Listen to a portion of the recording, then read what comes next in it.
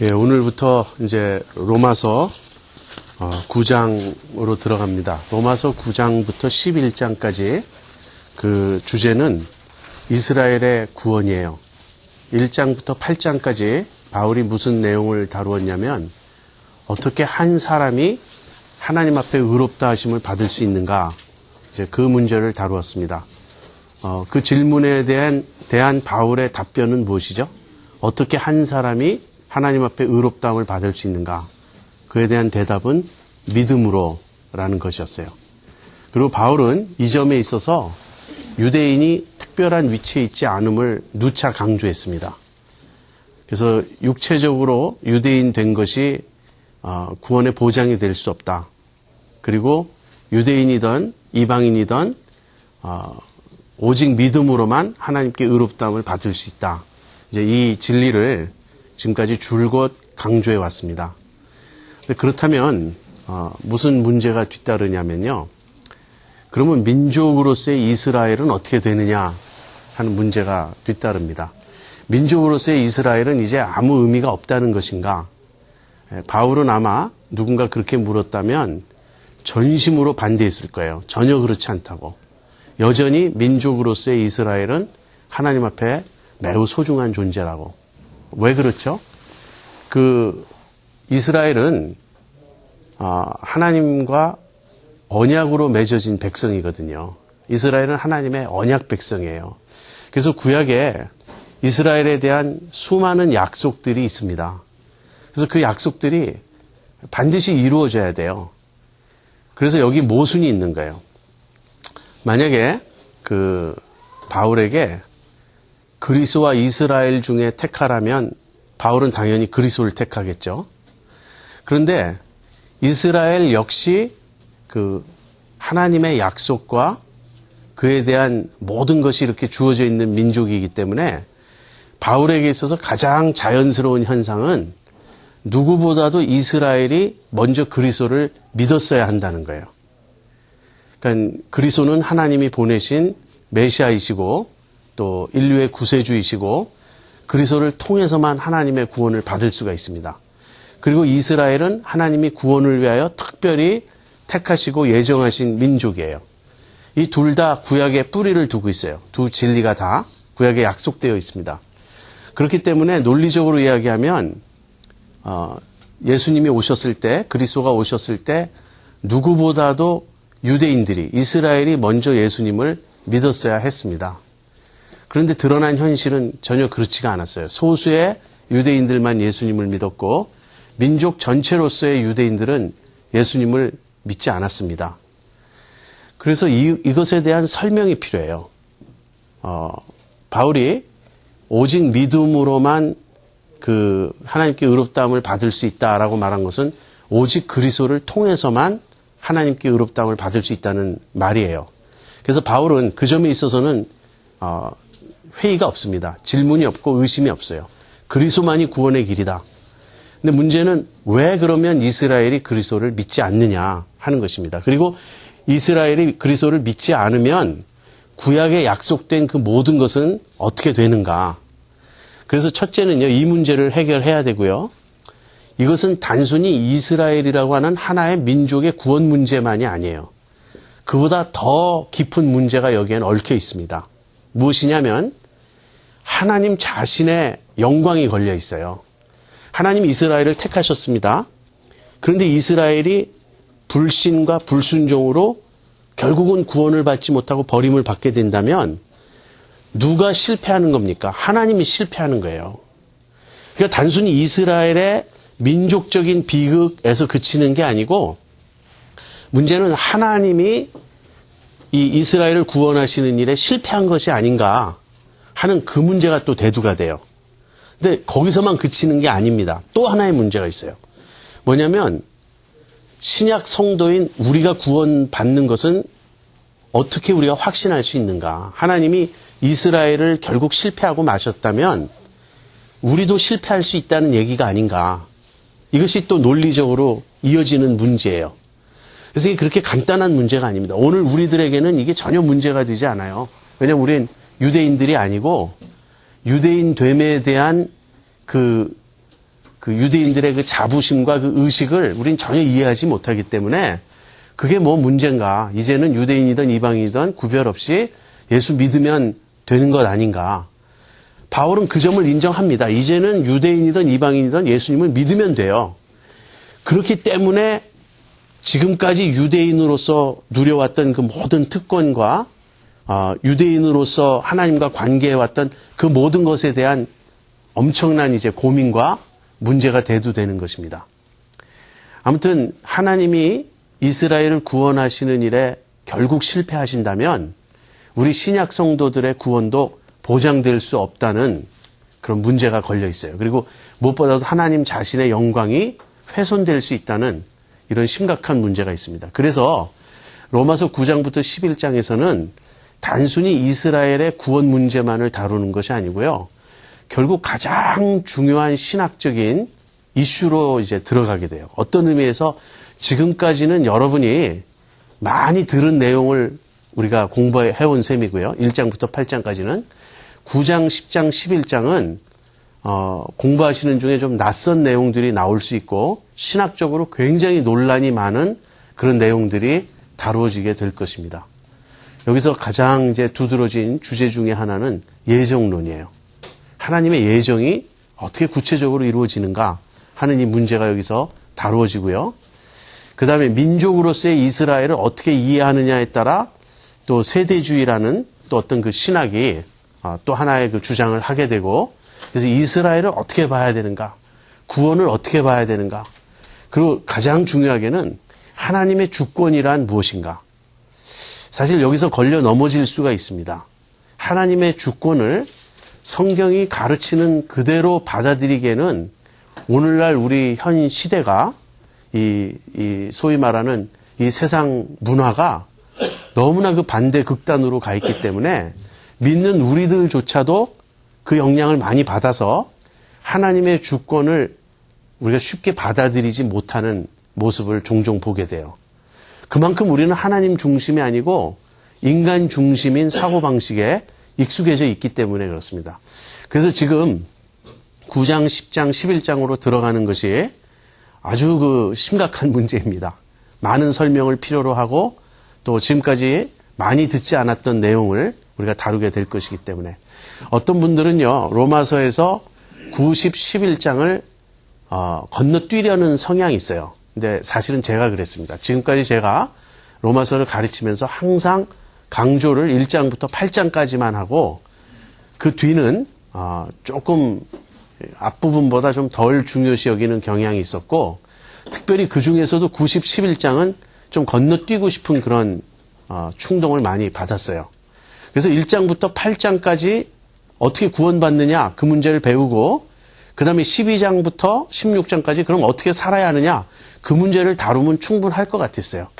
근데 90, 11장이 딱 중간에 끼어 있으니까 다루지 않을 수는 없는데 다루자니 너무 다양한 입장을 소화해야 되겠고 그 중에 어느 게 맞는지 참 생각하기도 쉽지 않고 그런데 그래서 이제 많은 그 사람들이 로마서에서 90, 11장을 소홀히 하는 경향이 있다는 것입니다.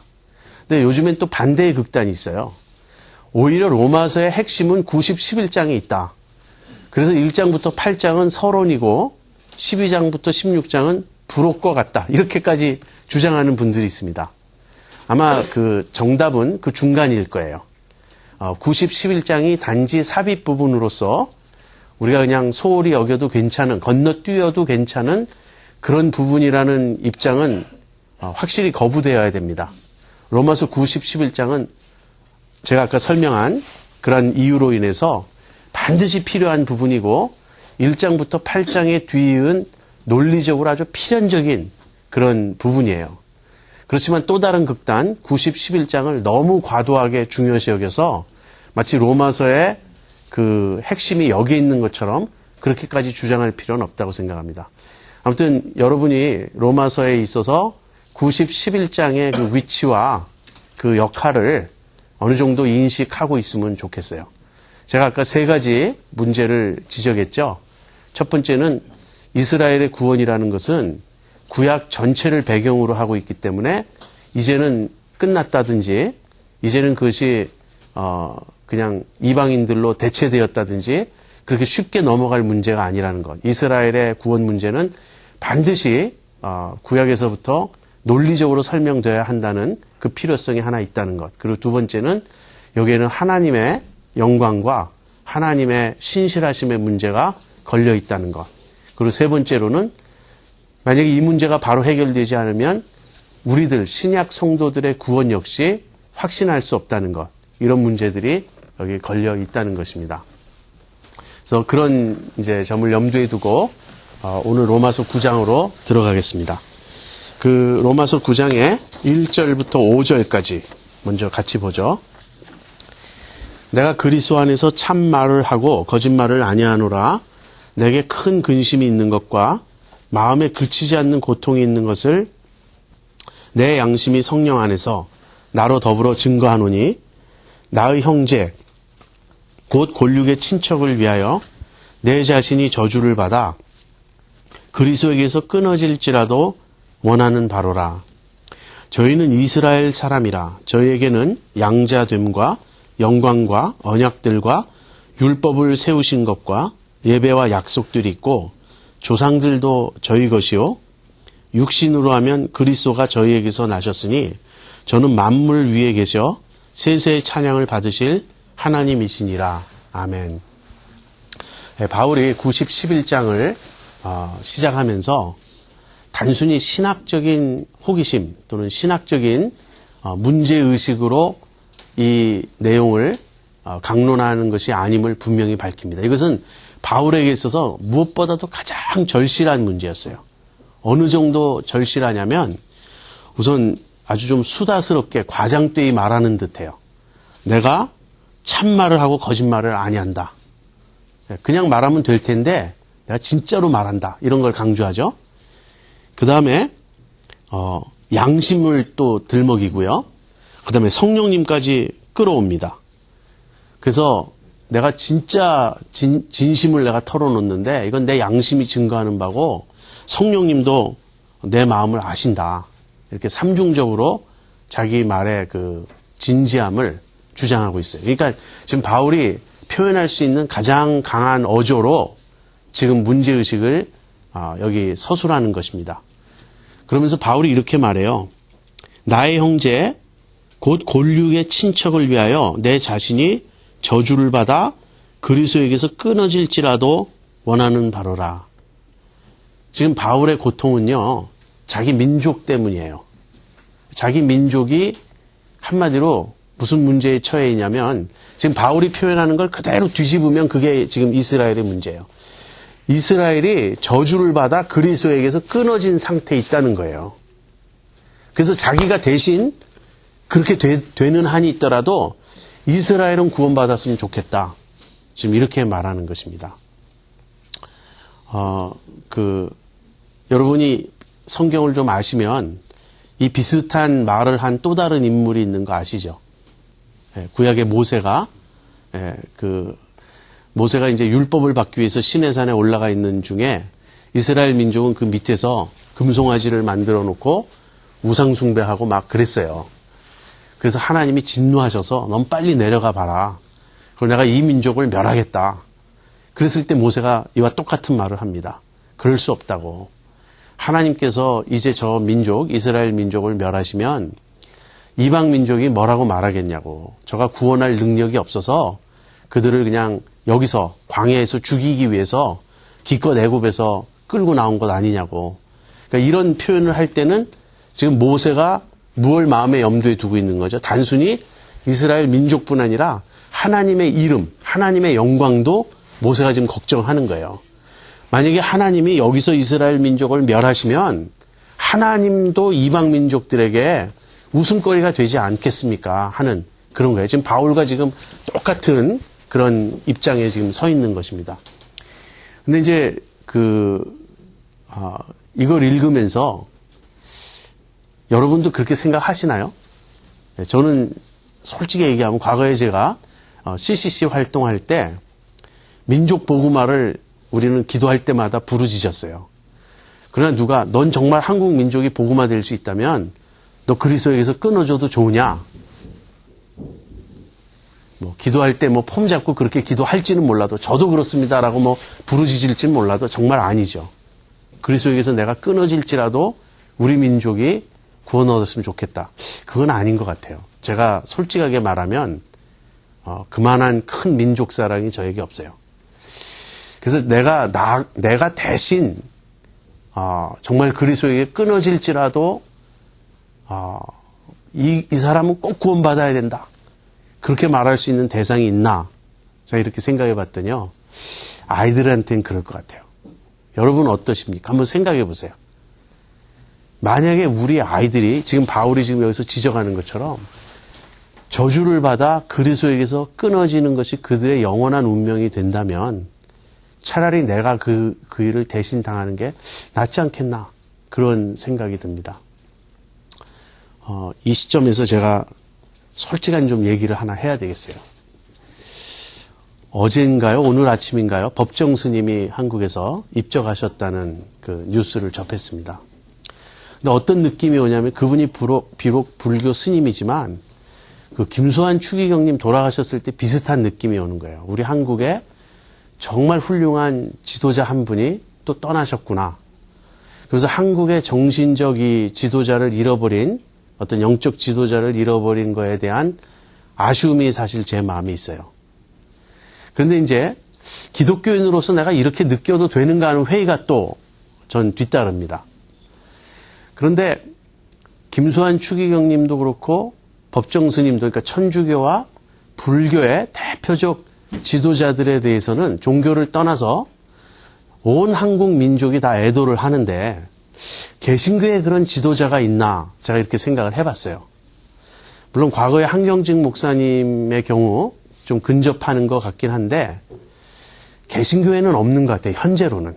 현재 개신교의 어떤 목사님이나 어떤 지도자가 만약에 돌아가신다면 그에 대해서 온 민족이 애도할 그런 분은 없지 않나 생각을 합니다. 근데 왜 그런가? 왜 그런가를 생각해 보면 그것은 개신교에는 그만한 인품과 그만큼 훌륭한 분이 안 계시기 때문일까? 여러분은 동의 안 하실 수 있지만요. 저는 이재철 목사님은 그런 분이 아닌가 싶어요. 제 마음에는 그분의 인격과 진실성 이런 게 느껴지는 바가.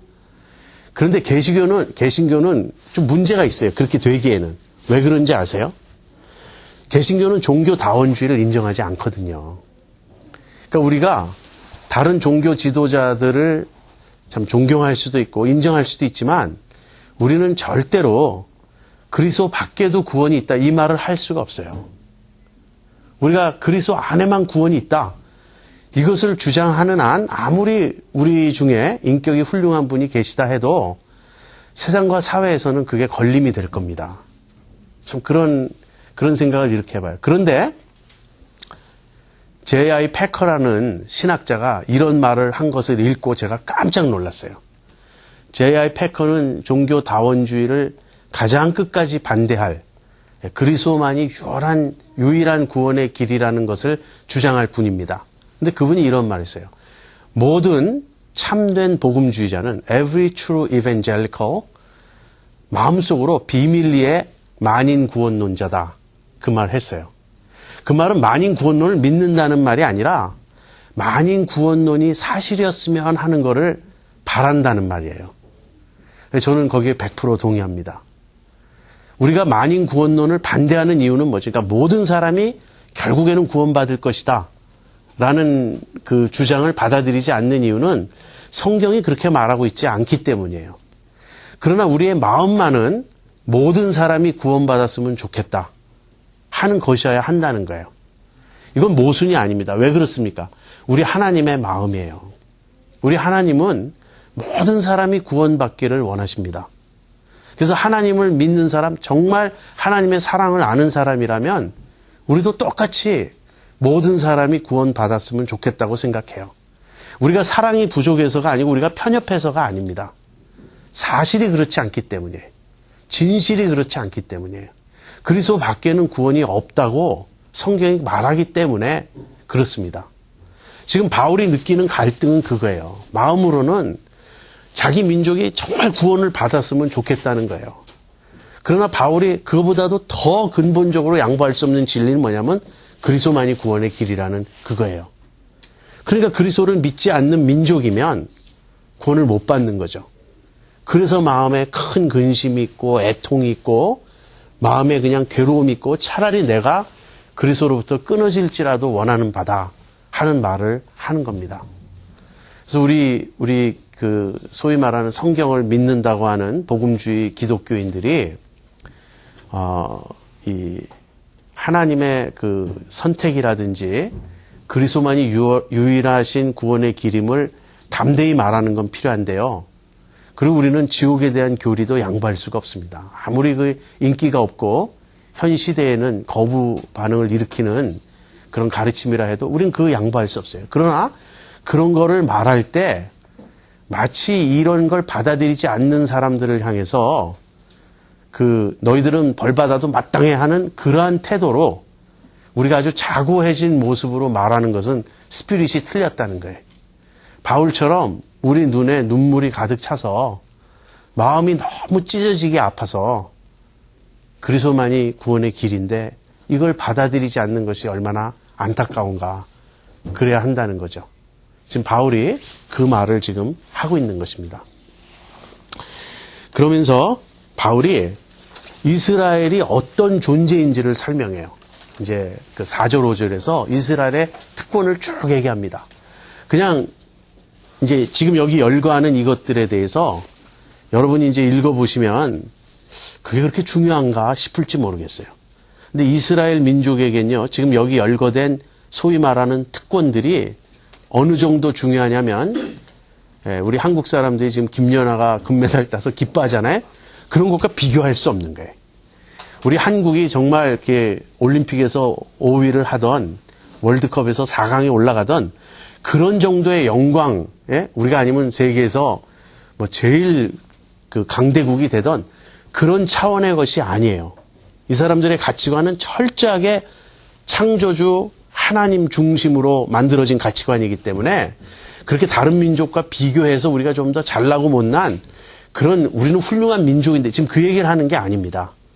여기 묘사된 이스라엘의 특권은 이 온 우주를 창조하시고 온 우주를 다스리시는 절대 주권자 왕이신 그 하나님이 베푸신 은혜들이에요. 그런 게 뭔가 한번 살펴보죠. 먼저 바울은 이렇게 말해요. 저희는 이스라엘 사람이라. 유대인을 이스라엘 사람이라고 부릅니다. 유대인이란 칭호는요. 사실은 이스라엘 밖의 사람들이 이스라엘 사람들을 볼 때 유대인이라고 불렀어요. 그러니까 이스라엘이라는 말이 유대인이라는 말보다 신학적으로 더 깊이 있는 말입니다. 무슨 말이냐면 하나님의 택함 받은 민족이라는 거예요.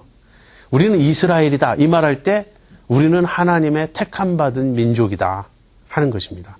그래서 이스라엘이라는 말 안에 이제 뒤에 나올 모든 내용이 다 이미 포함되어 있는 거예요. 그래서 이스라엘 됨의 특권은 무엇이냐가 그 뒤에 이제 설명이 되는데 그 다음에 6가지가 나열되고 있거든요. 근데 그 6가지는 이런 식입니다. 첫 번째와 네 번째, 두 번째와 다섯 번째, 세 번째와 여섯 번째가 짝을 이루어요. 우리말이나 영어로는 도저히 알 수가 없고요.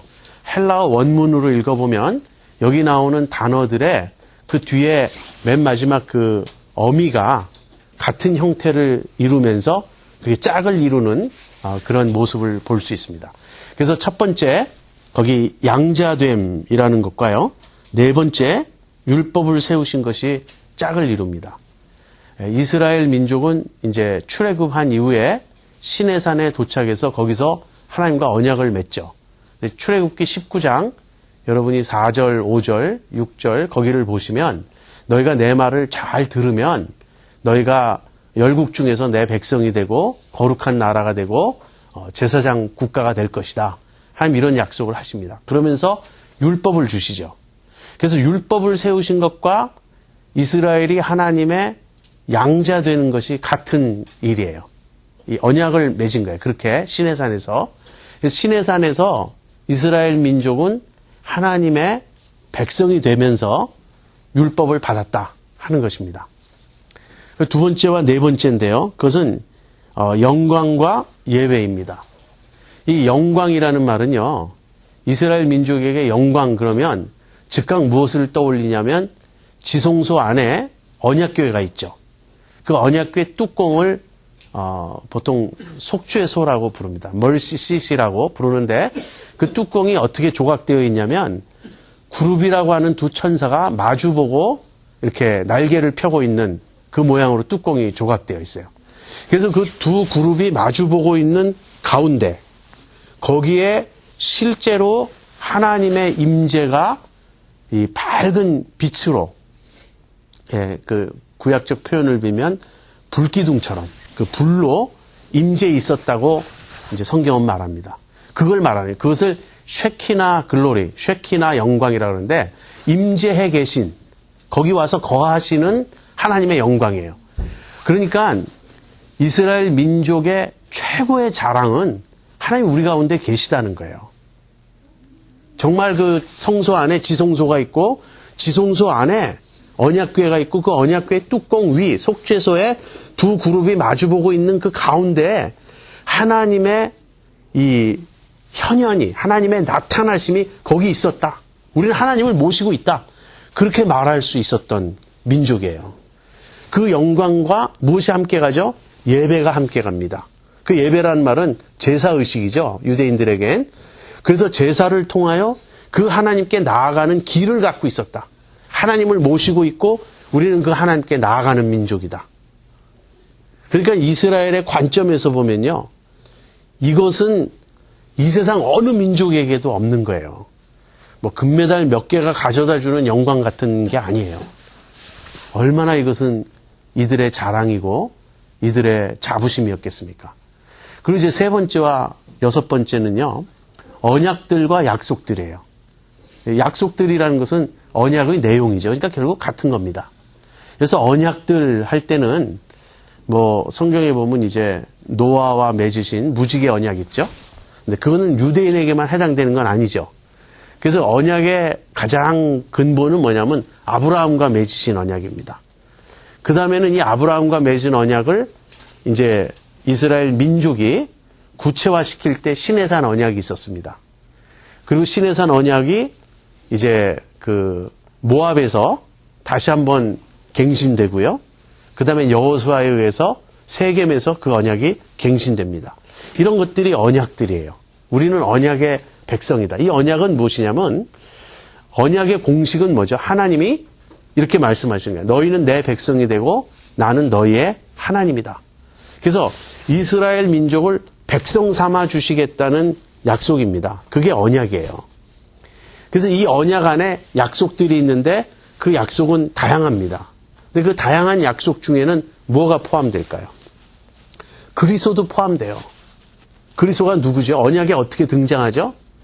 아브라함에게 내 씨로 말미암아 천하 만민이 복을 얻으리라. 그 약속은 그리스도에 대한 약속이에요.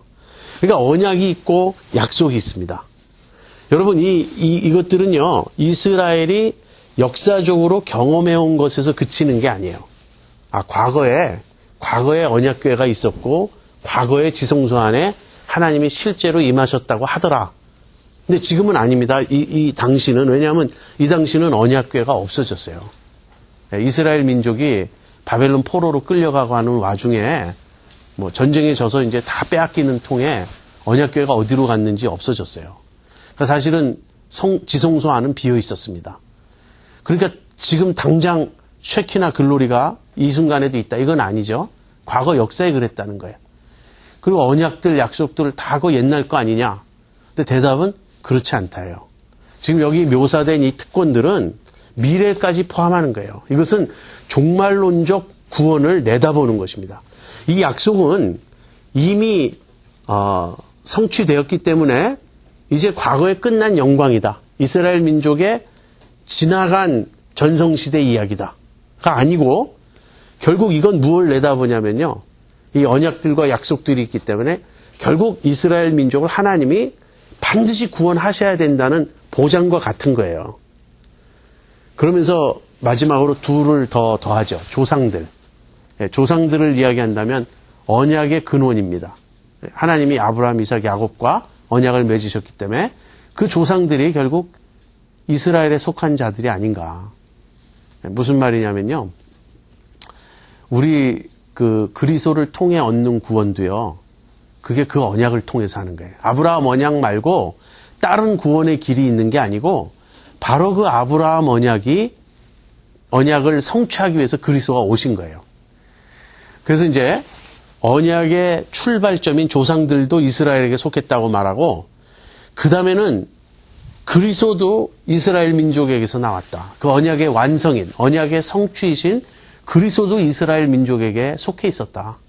그러면서 이제 그리스도를 저는 만물 위에 계셔 세세 영광 받으실 하나님이시다. 이렇게 고백합니다.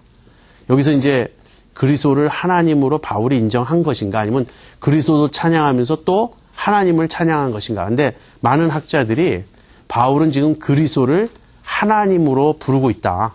그렇게 지금 봅니다. 그렇다면 이게 보통 큰 문제가 아니죠. 이스라엘에게 주어진 그 언약의 성취로 그리스도가 오셨어요. 근데 그 그리스도의 신분이 어느 정도냐면 바로 언약을 주신 하나님 그분이신 거예요. 그런데 그 그리스도와 끊어져 있는 이스라엘이라면 얼마나 큰 모순입니까? 얼마나 큰 문제고 얼마나 큰 갈등인가요? 그래서 이게 지금 바울의 고민이에요. 이 영광, 이 특권이 화려하면 화려할수록 이것이 고귀하면 고귀할수록 지금 이스라엘이 처해 있는 이 현실은 있을 수 없는 것이고 받아들일 수 없는 것이고 이것이 사실이라면 엄청난 모순이 지금 이 속에 있는 거예요. 그래서 여러분, 바울은 이 문제에 대해서 실존적으로 애통해하고 있지만 그냥 객관적으로 보더라도 이건 신학적으로 뭔가 문제가 심각한 거예요. 이건 반드시 풀어야 할 어떤 문제예요. 자, 그래서 이제 여기 바울이 이제부터 자기가 할 이야기를 이제 서술적으로 진술한 거예요. 이게 지금 내가 다룰 문제다 하는 거예요. 그리고 이제 그 문제를 핵심을 6절에서 설명합니다. 6절을 보죠. 또한 하나님의 말씀이 폐하여진 것 같지 않도다. 이스라엘에게서 난 그들이 다 이스라엘이 아니요. 여기 하나님의 말씀이 할 때는요. 특별히 하나님의 약속이 위에서 얘기한 그 언약에 담긴 구체적인 약속.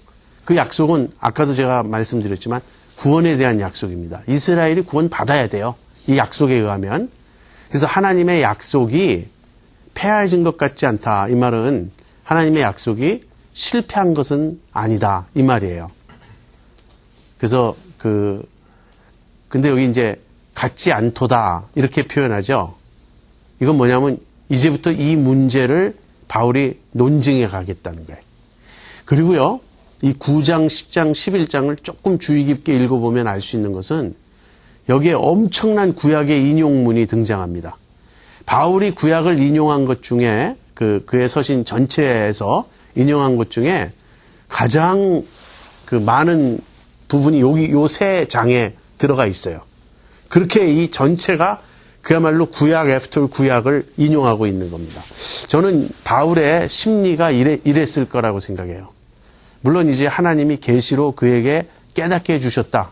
이렇게 말하면 문제가 다 해결되지만 하나님이 바울에게 영감을 주시고 계시를 주셔서 이 문제를 깨닫게 하신 과정은 무엇이냐면 바울이 신학적으로 깊이 사고하고 논구하고 끊임없이 따지면서 이 속으로 생각했다는 거예요. 여러분도 그렇죠. 어떤 문제가 있으면 그 문제에 대해서 성경은 뭐라고 말할까? 그래서 성경을 막 뒤져보고 잘 모르겠으면 참고서도 찾아보고 그래서 목사님한테 전화해서 목사님 이러이러한 구절이 혹시 성경에 있지 않았나요? 그렇게 확인하죠. 바울은 지금 구약을 그냥 구약 전체를 훑어가면서 이 문제를 지금 해결하려고 하는 거예요. 그러면서 바울이 어떻게 성경을 인용하는지 바울의 이 머리가 어떻게 돌아가는지 이걸 우리가 볼 수 있습니다. 그래서 철저하게 바울은 성경 중심적 사고를 해요. 여기서 여러분 보셔야 될 건요. 바울이 지금 구약 성경에 없는 특별한 어떤 새로운 계시를 받는 게 아니에요. 그리스도라는 완성된 계시 안에서 구약을 다시 비춰보는 거예요. 그래서 이미 하나님이 하신 말씀을 새롭게 하나하나 그 의미를 따져가면서 결론을 내리는 겁니다. 이게 참 놀라워요. 히브리서 같은 경우도, 이 히브리서에 나중에 이제 새 언약이 등장하는데, 히브리서는 유대교로 되돌아가려고 하는, 초대 그리스도인들이 핍박이 심해지자 유대교로 되돌아가려는 유혹을 받고 있었거든요. 근데 히브리서의 저자가 그 당시 무슨 다른 신약 성경이 있어서 다른 신약 성경을 인용하지 않아요. 그런 게 아니고 철저하게 구약을 가지고 이 새 언약, 이 기독교 신앙, 그리스도에 대한 신앙을 역설합니다. 그래서 이 구약에 대한 그들의 태도가 그만큼 철저하게 하나님의 말씀으로 신뢰하고 거기서 답을 찾고자 한 거예요. 그래서 이제 바울이 하나님의 말씀이 폐하해진 것 같지 않도다. 내가 이렇게 성경을 묵상해 볼 때 이 약속이 결코 실패한 게 아니다. 그러면서 답을 줘요. 왜 그렇게 생각하는지. 요게 답이 다 들어가 있어요. 요 한 문장에 답이 나와 있어요. 나머지는 거 해설하는 겁니다. 그 답은 뭐냐면 이스라엘에게서 난 그들이 다 이스라엘이 아니요. 지금 이스라엘 대부분은 그리스도를 거부했어요. 이스라엘 대부분은 결국은 그 언약의 성취로 오신 그리스도를 믿지 않았어요. 그런데 믿지 않은 이스라엘이 있지만 소수는 믿었죠. 그리고 앞으로 믿을 이스라엘이 나올 거다. 바울은 그렇게 생각합니다. 그런데 그것을 과거로 뒤돌아가서 옛 이스라엘의 역사에도 모든 유대인들이, 모든 이스라엘이 다 진짜 이스라엘은 아니었다. 그러니까 바울은 이스라엘 안에 참 이스라엘이 있다는 것을 주장함으로써 이 하나님의 약속이 실패한 것이 아님을 증명합니다. 문제는 무엇이었죠? 지금 대다수의 유대인들이 예수님을 안 믿은 거예요. 이 대다수의 유대인들이 분명히 언약 백성인데, 분명히 이스라엘이고 이들에게 하나님이 약속을 주신 그 민족인데 이들이 그리스도를 거부한 게 문제예요. 근데 아까 제가 말씀드린 것처럼 이스라엘을 살리기 위해서 그리스도를 포기할 수는 없죠. 그리스도는 정답이니까. 근데 그리스도를 붙잡고 있으면 이스라엘이 왜 안 믿는지에 대해서 어떤 설명을 해야 돼요. 근데 바울은 어떻게 설명하냐면 겉으로 안 믿은 이스라엘이 많다 할지라도 진짜 이스라엘 예수를 믿는 소수가 있다는 거예요. 그게 이제 뒤에서 나옵니다. 근데 이것을 과거로 돌아가서 설명하고 현재에 대해서 설명하고 미래에 대해서 설명해요. 과거로 돌아가서는 요점은 뭐냐면 육체적 이스라엘이 다 이스라엘이 아니었다. 그거고요. 현재는 이와 같이 현재도 약속을 따라 남은 자가 있다. 소수지만 비록 소수의 유대인이었지만 남은 자가 있다. 그리고 미래에는 하나님께서 이제 이방인의 구원을 통해서 이스라엘을 시기하게 만들고요. 이런 놀라운 이제 하나님의 구원 계획이 이루어짐으로써 마지막에는 온 이스라엘이 구원을 얻게 된다는 그런 놀라운 이 통찰을 말합니다. 그래서 역설적으로요. 이스라엘이 예수님을 거부했다. 이스라엘이 그리스도를 믿지 않았다는 이 표면적 현상을 바울이 깊이 파들어가면서 결국 껍데기 이스라엘은 안 믿었지만 진짜 이스라엘은 믿었다는 그런 이제 결론을 끄집어내는 것입니다. 그래서 이제 9장에서는 무엇을 다루냐면 그 중에 과거 쪽을 설명해요. 그리고 이제 뒤에 가서 현재와 미래가 이제 또 설명될 것입니다. 여기까지 따라오셨나요, 여러분? 네, 그러면 이제 답은 안 거예요, 우리가. 근데 문제는 이 답을 어떻게 설명해 가느냐 하는 건데, 이제 7절부터 13절에서 바울은 두 가지 예를 듭니다. 첫 번째 예는 무엇이냐면 이스마엘과 이삭이에요. 한번 같이 보죠. 7절부터 이번엔 9절이에요.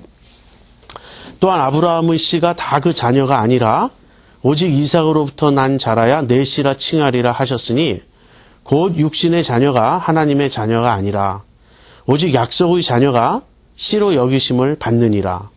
약속의 말씀은 이것이라. 명년 이때에 내가 이르리니 사라에게 아들이 있으리라 하시니라. 예.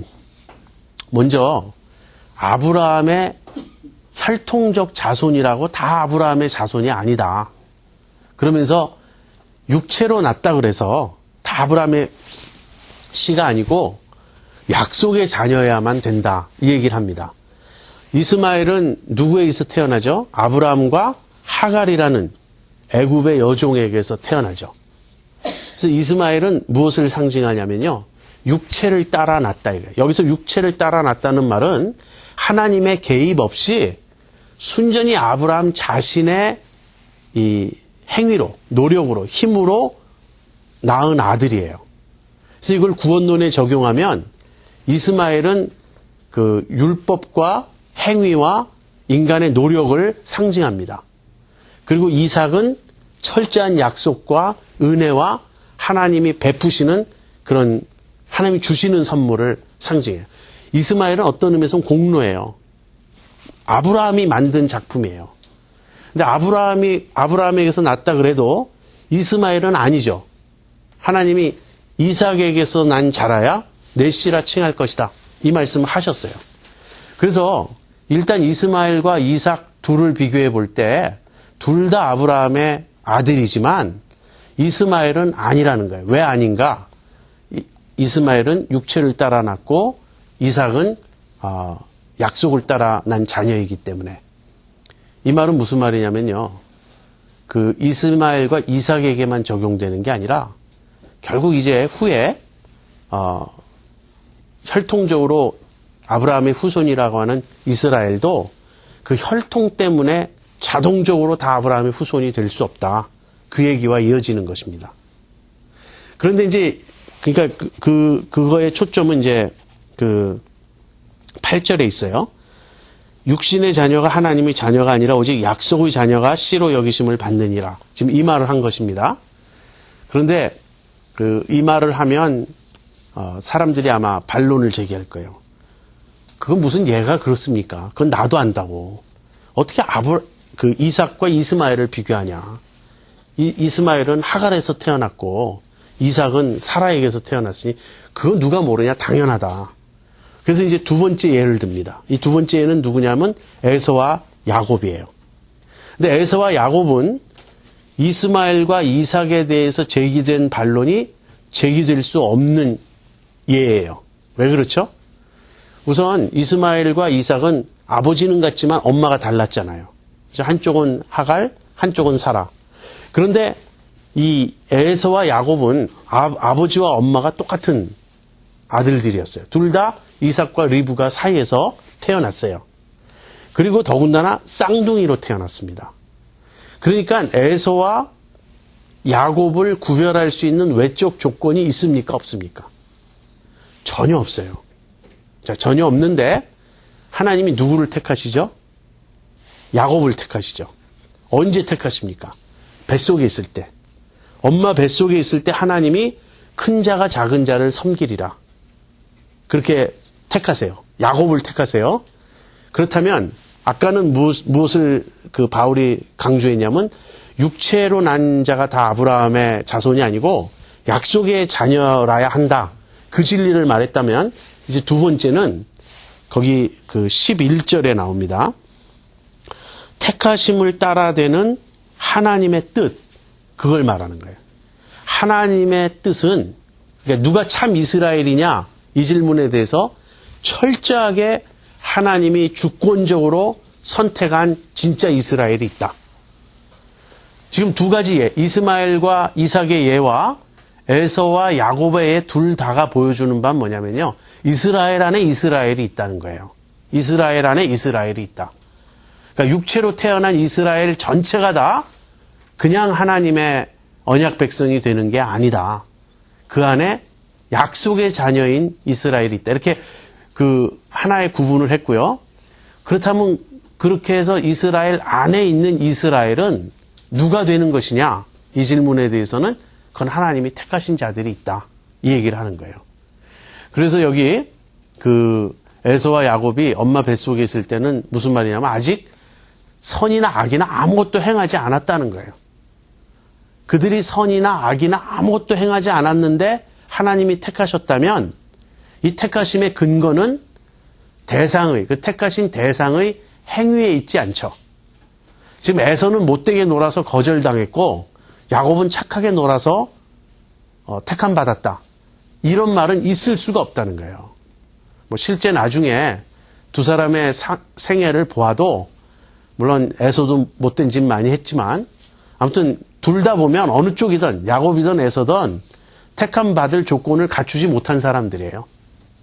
근데 어쨌든 지금 초점은 야곱에게 있으니까 야곱이 훌륭해서 택함 받았다. 이건 말도 되지 않아요. 또 에서가 못돼서 거절당했다. 이것도 말도 되지 않아요. 그들의 나중에 삶을 보아도 그 점은 분명하지만 지금 바울의 논점은 거기에 있지 않고 택하신 시점이 아직 뱃속에 있을 때 그들이 선이나 악이나 아무것도 행하기 이전에 이미 하나님이 그렇게 하셨다는 거예요. 그래서 이 택하심, 소위 말하는 선택이라고 하는 이 교리는 무엇에 근거하죠? 100% 하나님의 주권에 속한 거예요. 이것은 행위로 말미암지 않고 부르신 이로 말미암는다. 부르신 이로. 누가 부르셨습니까? 하나님 부르셨어요. 하나님에게서 비롯된 결정이고 하나님의 뜻이에요. 이제 여기에 대해서 이제 칼빈주의와 알미니안주의가 나뉜다고 제가 여러분에게 말씀드렸죠. 그런데 그 8장에 29절, 30절 구원의 단계를 구원의 그 순서, 서정을 제가 설명할 때 하나님이 미리 아신 자들로 미리 정하시고 그 말할 때 그 미리 아셨다라는 말을 칼빈주의와 알미니안주의가 다르게 해석한다고 제가 말씀드렸죠. 기억하십니까? 알미니안주의는 하나님이 미리 아셨다라는 말을 누가 믿을지 미리 아셨다. 그걸로 해석을 해요. 그래서 하나님이 누가 믿을지 미리 아시고 그 아신 자들을 이제 그 구원하시기로 결정하셨다. 예정하셨다. 이것이 알미니안주의의 설명입니다. 근데 칼빈주의는 미리 아셨다라는 말을 누가 믿을지를 미리 아셨다로 보지 않고 미리 아셨다라는 말을 관계적인 의미로 해석을 해서 하나님이 미리 어떤 자들을 친근히 사랑하셨다. 그래서 사실은 미리 아셨다라는 말이 무엇과 동의어냐면 택하셨다는 말과 동의어예요. 하나님이 택하시고 택하신 자들을 예정하셨다. 이렇게 보는 게 칼빈주의의 설명입니다. 그런데 이제 이 시점에 와서 보면 이 9장에 와서 에서와 야곱에 대한 설명을 보면 칼빈주의 쪽이 더 맞는 것 같죠. 철저하게 에서와 야곱이 아무것도 행하기 전에 뱃속에 있을 때 하나님은 야곱을 택하셨습니다. 그래서 큰 자가 작은 자를 섬기리라. 그리고 말라기 1장 그 앞부분에 나오는 맨 앞에 나오는 그 구절을 또 바울이 인용하는데요. 내가 야곱은 사랑하였고 에서는 미워하였다. 그 말을 이제 인용하고 있어요. 아까도 제가 말씀드린 것처럼 그 예지를 하나님이 미리 아신 것을 누가 믿을지를 미리 아셨다라고 말할 때 그것은 에서와 야곱의 생애에 적용하면 해당되지 않는 설명입니다. 해당되지 않아요. 왜냐하면 야곱이 믿은 것은 야곱이 믿을 것을 하나님이 내다보시고 예정하신 것이 아니라 하나님이 그를 택했기 때문에 야곱이 믿는 거예요. 이 순서가 아주 중요합니다. 우리가 믿을 것이 그러니까 최후의 결정을 우리가 내리고 우리가 내릴 그 결정의 근거에서 하나님이 택하신 것이 아니라 거꾸로 하나님이 택하셨기 때문에 우리가 믿게 되는 그런 것이라는 거예요. 근데 이제 여기서 몇 가지 이제 설명을 좀 해야 되는데요. 제가 이제 이 부분을 옛날에 왜 좀 슬슬 건너뛰었다고 말씀드렸잖아요. 그래서 그때 주의 깊게 공부를 안 했기 때문에 그때 제가 좀 틀리게 말했어요. 그 틀리게 말한 게 뭐였냐면 여기서의 택함은 개인에 대한 것이 아니고 민족에 대한 것이다. 제가 그렇게 말씀을 드렸습니다. 그렇게 보는 학자들도 많이 있습니다. 민족에 대한 것이란 이런 거예요. 하나님이 야곱을 택하고 에서를 택하지 않았다라는 말은 이스라엘 민족을 통해서 하나님의 어떤 계획을 성취하실 걸 결정하셨고 이 에서의 후손, 그 에돔이라 그러죠. 이 에돔 민족은 하나님의 계획에서 제외되었다. 그래서 역사 속에서 하나님이 이루시고자 하는 어떤 일의 주역으로 이스라엘 민족을 택하시고 에돔은 아니다. 이제 이렇게 보는 입장이 있습니다. 왜 이렇게 보냐면 이렇게 보면 이 택하심의 교리가 훨씬 소화하기가 쉬워져요. 어떤 한 사람을 하나님이 그들이 무슨 일을 하기도 전에 영원 전부터 하나님 그분의 뜻대로 구원하기로 결정했다. 이 예정론이거든요. 이게 예정론의 핵심이거든요. 근데 이렇게 말하게 되면 이건 너무나 진짜 우리가 받아들이기 힘든 그런 교리가 돼요. 여러분 여기까지 들으셨을 때 어떤 느낌이 드십니까? 참 하나님 공평하고 다 당연합니까? 아니면 굉장히 불공평하고 어떻게 그러면 억울하잖아요. 택함 못 받은 사람 억울하잖아. 이런 얘기가 혹시 마음속에 이렇게 생각이 떠오르지 않습니까? 떠올라야 정상이에요. 그리고 제가 아까 처음에 경고했죠. 그만큼 우리는 하나님의 주권이란 개념에 익숙지가 않다고. 그러니까 우리가 생각하는 하나님의 주권은 이런 겁니다. 나의 뜻과 통하는 하나님의 뜻이라고 생각하는 거예요. 내가 들었을 때 맞아, 그래. 이렇게 인정할 수 있는 범위 안에서 하나님이 어떤 일을 하시면 우리는 하나님의 주권을 인정합니다. 그러나 내가 이해할 수 없는, 내가 동의하지 않는 어떠한 면에서 하나님의 말씀을 들으면요. 우리는 처음에는 하나님께 반대할 수는 없잖아요. 그러니까 이제 그런 말을 한 신학자들을 공격하고 그러한 입장의 교파를 무시하고 그런 여러 가지 논리를 펴서 따지는데 결국 어떻게 논리가 발전되냐면 결국은 성경의 하나님을 받아들일 수 없어요, 우리가. 이걸 참 거부해야 되고 결국은 그래서 변종 기독교를 만들어내는 겁니다. 지금 여러분이 혹시 아시는지 모르겠는데요. 영국에 스퐁이라고 하는 감독이 있어요. 쉘비 스퐁인가 하는 그 감독이 있는데 이 사람이 쓴 책 중에 기독교 변하지 않으면 망한단가 그런 책이 있어요. 근데 제가 그 책을 읽었는데 결국은 스퐁 감독이 주장하는 건 뭐냐면 유실론을 버리라는 거예요. 그러니까 기독교가 살아남기 위해서는 기독교가 안 돼야 된다는 얘기예요. 그럼 뭐 때문에 살아남아야 되죠? 그런 기독교. 다 기독교의 교리를 양보하고 사람들이 받아들일 수 있는 교리로 다 뜯어 고치면 그게 기독교입니까? 그러니까 논리적으로 그렇게 반항하는 거예요. 여러분이 하나님의 주권을 인정한다고 말할 때 제일 문제가 되는 첫 출발점은요. 지적인 영역에서 일어나요. 그래서 그리스도의 주되심을 인정하는 첫 걸음은 그리스도의 가르침을 받아들이는 데 있습니다.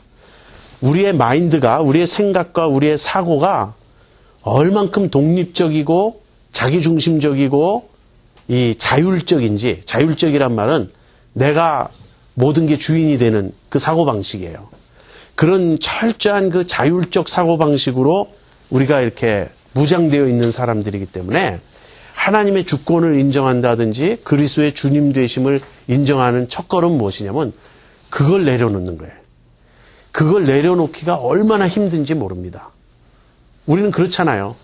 언제나 우리는 내가 동의할 때 내가 따라가지, 동의하지 않으면 따라가지 않습니다. 그러나 진정한 순종은 무엇이냐면요. 내가 동의하지 못할 때 권위 때문에, 말하신 분의 권위 때문에 내가 순종하는 게 순종이에요. 성경을 읽다 보면 우리가 이해 안 가는 부분도 많고 동의되지 않는 부분도 많습니다. 그러나 하나님이 그렇게 말씀하셨기 때문에 우리가 그걸 받아들이는 거예요. 그것이 믿음입니다. 그런데 믿고 나면 믿음의 내재적 논리가 있음을 알게 돼요. 점점 하나님을 깊이 알아갈수록 말로 쉽게 설명할 수 있는 것은 아니지만 처음에 내가 생각한 것처럼 말도 안 되고 얼토당토하지도 않고 그런 것이 아니에요. 나중에 하나님 당신은 옳습니다. 이런 진정한 무릎 꿇음이 뒤따르게 됩니다. 저도 아직 이 문제가 완전히 해결된 건 아니에요. 그래서 지금 칼빈주의와 알미니안주의 책을 양쪽을 번갈아 가면서 읽는데 알미니안주의 책을 읽으면 그게 다 맞는 것 같고요. 칼빈주의 책을 읽으면 또 그게 다 맞는 것 같아요. 근데 제가 존경하는 분들이 대부분 칼빈주의자여서 제가 칼빈주의 쪽에 더 많이 기울어 있긴 한데 제 내면에서 완전히 다 소화된 것은 아니에요. 그 대강은 이렇게 정리가 돼 있는데 그런데 저는 한 가지는 말씀드릴 수 있습니다. 그건 나에 대한 거예요. 내가 이제 다른 사람에 대해서 제가 늘 예를 드는 이순신 장군 같은 경우요. 하나님 이순신 장군은 구원 받아야죠. 막 이런 생각이 속으로 있다고요. 그러나 또 내가 할 일은 아니죠. 하나님이 알아서 하실 일이니까.